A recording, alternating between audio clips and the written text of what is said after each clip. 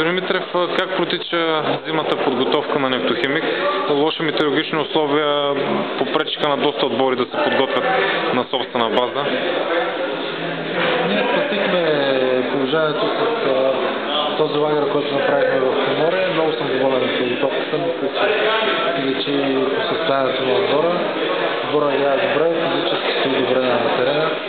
С тези нови млади момчета с качества, които привлякохме от нашата школа, отбора изглежда по съвсем различен начин. Така че всичко е нормално. При нас чакваме мачовете, да на първенството се представим по-добре. След победата с 1-0 срещу Созопол, какво предстои на отбора? Като програма предстои в събота мач с Спартак Варна. Доколкото разбирам, днес първия кръг с Хасково ще бъде отложен.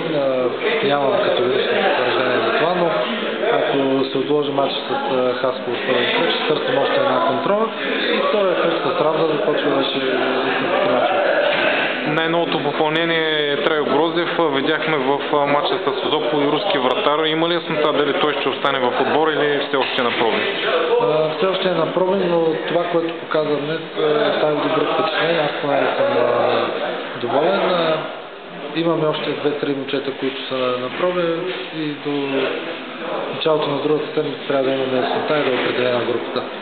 Още нови играчи очаквате или може би приключвате? Не, това са момчета, които ще тази година. Привлякохме 8, още 2-3, 10-11 човека нови, мисля, че е много за полусезон. При положение, че терена в Долно езеро е негоден за практикуване на футбол, тъй като в момента е наводнен, имате ли някаква опция, където да домакинствате? Имаме два варианта, Камено и Българово. И двата терена са добри, ако Долно езеро не позволява, ще играем там. Благодаря.